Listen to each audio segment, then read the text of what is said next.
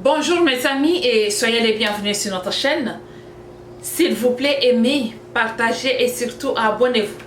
Et pour ceux qui se sont déjà abonnés, nous vous disons sincèrement merci. Nous continuons aujourd'hui avec le sujet ou la vidéo précédente. Donc, nous continuons avec le sujet de notre chère amie Adèle. Il y a un point très majeur que je n'avais pas touché parce que l'autre vidéo était déjà trop longue. Donc, il fallait arrêter et continuer un autre jour. Donc, si vous n'avez pas encore vu cette vidéo, je vous demande tout simplement de visualiser notre vidéo précédente. Voilà. Notre amie Adèle, si vous remarquez très bien dans l'autre vidéo, elle avait parlé sur ses amis. Elle a dit chaque fois que mes amis passaient chez moi, ils avaient toujours l'habitude, ou ils ont l'habitude de parler de mon passé. Et une fois que ses amis partent, Adèle restait inquiète. C'est pourquoi aujourd'hui nous allons parler sur ce point. C'est vraiment très important, mes chers amis, d'avoir les amis ou d'avoir les membres de la famille, d'avoir les gens qui sont proches de toi dans votre environnement. Ça fait vraiment du bien. Mais il faut savoir naviguer autour de vos amis. Parce que tout ce que nous appelons amis, ne le sont pas. La majorité parmi nos amis, ce sont des ennemis. Quand une personne passe chez toi et à son départ, tu restes inquiète, tu restes triste, tu pleures, tu perds la paix, cela signifie que ce n'est pas une bonne personne pour toi. Et tu ne peux pas garder les gens pareils dans votre entourage. Il faut avoir le courage de laisser certaines personnes partir. Il faut avoir le courage de mettre un stop à certaines personnes dans ta vie. Quand les gens passent chez vous à la maison, des fois nous avons l'habitude de les laisser parler de n'importe quoi parce que nous voulons qu'ils soient à l'aise. Et pourtant, une personne qui t'amène des sujets qui ne te plaisent pas, des sujets qui ne sont pas bons, moi je ne vois pas pourquoi tu vas continuer à écouter. C'est mieux de lui dire que bon, tu as parlé, mais je ne suis pas prête à t'écouter. Il faut changer de sujet. C'est vraiment simple et clair. Mais ce que je vais vous dire aujourd'hui est d'apprendre à laisser certaines personnes partir de votre vie. Ça s'appelle une bénédiction. Quand vous avez vos amis, mes chers amis, je vous parle vraiment avec tout mon cœur. Quand vous avez vos amis, il faut savoir les gérer. Il faut savoir les identifier. Juste par causerie. Si toi tu as une amie, chaque fois quand vous êtes à deux, elle veut toujours parler des autres d'une façon négative. Oh, tu as vu ce que tel a fait, c'est mauvais. Oh, tu as vu la façon de s'habiller. Et tu as vu sa façon de parler. Tu peux directement comprendre que tu es en face d'une mauvaise personne. Tu es en face d'une personne toxique. Tu es en face d'une personne négative. Et il faut avoir le courage de se débarrasser de son genre d'amis. Quand tu as tes amis qui t'amènent que des problèmes, qui t'amènent que des soucis, les amis qui jouent le rôle de te faire perdre qui tu es ou de te faire ignorer la personne que vous êtes,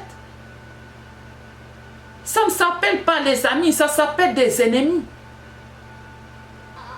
C'est vraiment important que tu puisses prendre de bonnes décisions pour ta vie. Quand il y a tes amis qui, chaque fois qu'ils viennent chez toi à la maison, toi tu restes à pleurer, tu restes inquiète, tu restes triste, il faut d'emblée comprendre que ce ne sont pas des amis, ce sont des ennemis. Ce sont des gens qui ne sont pas d'accord avec ton mariage. Ce sont des gens qui ne veulent pas te voir progresser. Ce sont des gens qui ne sont pas à l'aise par le fait que tu es marié. Pour ne pas dire que tes amis sont jalouses. Sois prudente, ma chère amie. Et vous tous, mes chers amis, je vous demande d'être vraiment prudente. Ce que je suis en train de parler, je vous parle vraiment avec l'expérience. Ce n'est pas chaque personne qu'il faut appeler ami. Il arrive des fois qu'on se croise avec certaines personnes ou qu'on s'assemble avec certaines personnes juste parce que nous avons tous le même statut. Par le fait que nous sommes tous maintenus par le statut de célibataire, nous essayons d'échanger le même sujet. Mais une fois changé de statut, tu deviens marié, vous n'avez pas le même sujet à partager. Et là, il faut faire maintenant la sélection. Quand tu vois qu'il y a des gens qui te ramènent dans le passé, et pourtant, il n'y a rien que tu peux encore fixer dans le passé. Tu mènes ta vie au présent. Tu commences là où tu es pour améliorer ta vie, pour réussir ta vie. Mais eux veulent te ramener dans le passé. Cela signifie que ce ne sont pas tes amis. Une personne qui t'aime ne peut pas te ramener dans le passé. Une personne qui t'aime t'encourage pour que tu commences votre nouvelle vie avec succès. T'encourage pour que tu puisses avoir une meilleure vie en commençant là où tu es. Mais quand quelqu'un veut toujours te ramener dans le passé, te ramener sur les erreurs du passé, c'est une personne qui ne t'aime pas. Et je ne peux pas hésiter de t'encourager, de te débarrasser de ces amis. C'est vraiment important que tu puisses abandonner les amis qui sont toxiques, les amis qui viennent chez toi pour t'attrister, les amis qui viennent chez toi pour voler la paix que tu as. Accepte d'abandonner certains de tes amis pour bien évoluer. Il faut savoir que sur 10 personnes qui viennent chez toi te rendre visite, il y a 2 qui viennent réellement avec un cœur d'amour. Mais il y a 8 qui viennent en espion. Ce sont des espions qui contrôlent ce que tu veux, qui contrôlent ce que tu es en train de faire, qui sont là pour te piéger, qui sont là pour détruire ta vie. Et même certains membres de la famille. Ce n'est pas chaque personne parce qu'elle s'appelle ta soeur ou ton frère ou ton oncle ou ta tante qu'elle puisse être contente de toi. Il y a certaines personnes qui ne sont pas d'accord avec vous. Par le fait que vous êtes mariés, elles sont jalouses. Elles veulent te voir pleurnicher. Elles veulent te voir en chaos. Elles veulent te voir souffrir. Parce que ta souffrance leur donne la joie. Aujourd'hui, je te conseille, ma chérie, de te protéger. Et celui qui protège, c'est le Dieu vivant. Ce n'est pas un homme. Si tu te confies à Dieu, si tu pries, tu lui demandes ce que tu veux, il n'y a que lui qui va te donner. Il n'y a que lui qui compatit à tes problèmes. Il n'y a que lui qui compatit à tes difficultés. Pas le contraire. Vivre avec les autres, oui. Mais vivre en présence de ton Dieu, c'est mener une vie sans trahison. Je t'encourage, ma chère, de faire tomber certains de tes amis. Parce qu'une fois marié, même le sujet change. Vous n'avez plus le même sujet. Avec raison, il te ramène dans le passé. Et pourtant, tu n'es plus là. Et ça devient difficile pour toi d'avoir la paix. Parce que tu n'es plus dans le passé, tu as changé. Alors, pourquoi vivre avec une personne qui ne sait pas te mettre à l'aise? Pourquoi se trahir soi-même pour faire satisfaire certaines personnes?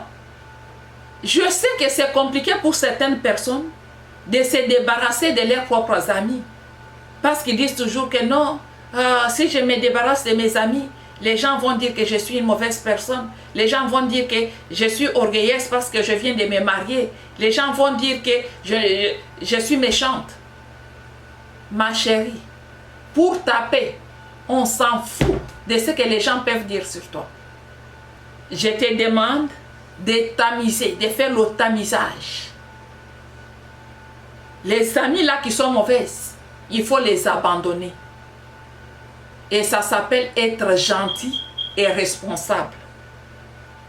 Mais le fait de garder les amis toxiques, parce que tu as peur de ce que les autres vont dire sur toi, ça s'appelle être méchante et irresponsable. Donc, être gentil signifie se débarrasser des gens toxiques pour protéger sa paix. Tu comprends? Donc, il ne faut pas hésiter. Même certains membres de la famille, on se débarrasse. Oui, oui, on se débarrasse de certains membres de la famille. C'est vraiment important. Parmi les membres de la famille, il y en a qui viennent pour vous détruire. Il y en a qui viennent pour vous faire du mal. Il y en a qui viennent pour vous tirer par terre. Et quand vous remarquez comme ça, il faut les laisser tomber. Oui, parce que tu as Dieu. Le Seigneur ne peut pas t'abandonner. Ce que je te dis ici, ça ne vient pas de moi. Même dans le Coran, si tu lis, tu vas trouver ça.